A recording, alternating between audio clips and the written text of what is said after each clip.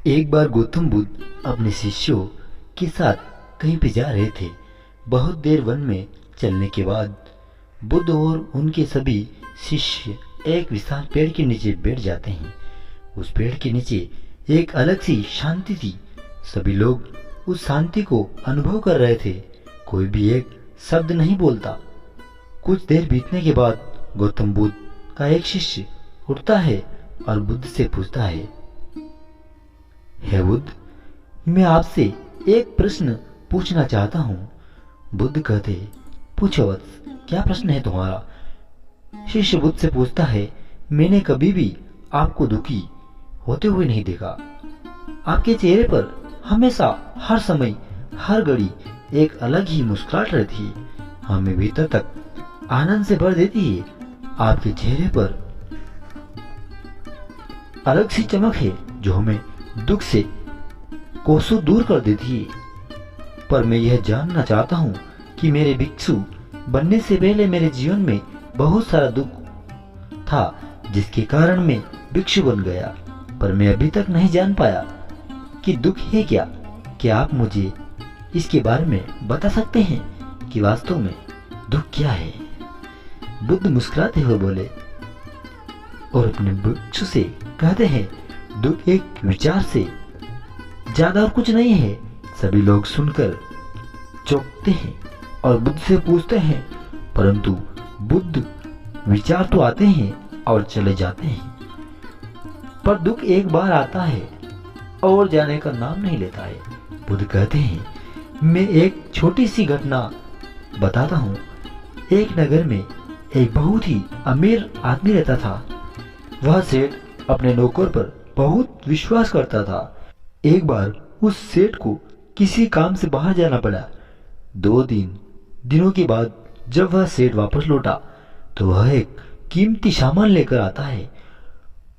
वह उस कीमती सामान को अपने कमरे में बड़ा सजाकर रख लेता है और अपने नौकर से कहता है, तुम्हें खास तौर पर इस चीज का ध्यान रखना है, ध्यान रहे ये टूट नहीं पाए। नौकर कहता है, मालिक, मैं पूरा ध्यान रखूंगा, आप चिंता न कीजिए। अगले ही दिन यह नौकर पूरे घर की सफाई कर रहा होता है। सफाई करते समय वह सेठ की उस कीमती चीज के पास पहुंचता है और उसकी भी सफाई करने लगता है। सफाई करते वक्त यह कीमती चीज उस नौकर के हाथ से गिर जाती है। सेठ को यह बात पता चलती है और वह नौकर के पास आता है और नौकर को खूब डांटता है, पर न तो वह उस नौकर को नौकरी से निकाल सकता है और न ही उसे पीट सकता है, क्योंकि वह उसका बहुत वफादार और पुराना नौकर था। इसलिए वह डांट धमका कर ही उसे छोड़ देता है। सेठ अपने उस कीमती चीज के बारे में सोच कर बहुत दुखी हो जाता। रात होती और सेठ अपने कमरे में लेट जाता है। सेठ को नींद नहीं आ रही। वह बहुत बेचैन होता। बेचैनी के कारण सेठ अपने कमरे से बाहर निकलता है और देखता है कि उसका नौकर निश्चित के साथ खर्राटे से लेकर सो रहा था। वह यह देखकर और क्रोधित हो जाता है। सेठ सोचता है, इसने मेरी इतनी कीमती चीज तोड़ दी है और इसे बिल्कुल भी फिक्र नहीं है। मुझे यहाँ नींद भी नहीं आ रही है और यह आराम से सो रहा है। सेठ अपने कमरे में वापस चला जाता है। अगले दिन सुबह सेठ सोचता है, मैं इस समस्या को कैसे निकालूं। फिर सेठ को एक तरकीब समझ आती है। वह अपने नौकर से कहता है, मुझे बहुत दुख हो रहा है, यह बताते हुए कि वह जो कीमती चीज कल तुमने तोड़ी थी वह मैं तुम्हारे लिए लाया था। मैं चाहता था कि मैं उसे तुम्हें उपहार में दूं, परंतु अब क्या कर सकता, अब तो वह टूट गई है। सेठ की बात सुनकर नौकर को बहुत ही धक्का लगा। नौकर सोचता है, अरे यह तो बहुत बड़ी गलती हो गई। वे इतनी कीमती और महंगी चीज मेरे लिए लाए थे और वे मुझसे ही टूट गई।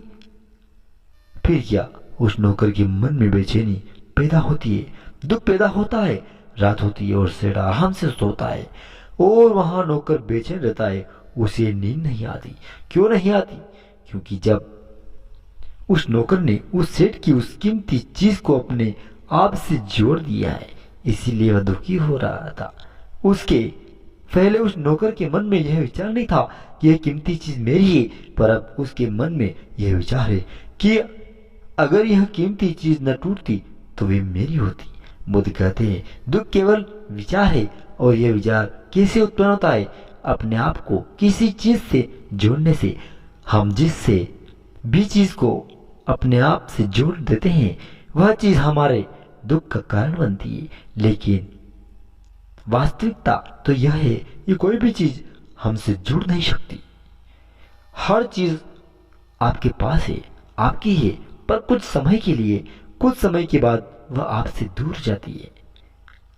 उस दूर होने की घटना को स्वीकार करें और आगे बढ़ें। दोस्तों, जीवन में किसी भी तरह का इतना कोई विचार ना करें, क्योंकि विचार ही दुख का कारण है। तो दोस्तों, आज की कहानी को हम यहीं पे विराम देते हैं। मिलते हैं नेक्स्ट कहानी के साथ। तब तक के लिए आप सभी को जय हिंद, वंदे मातरम, जय श्री राधे कृष्णा।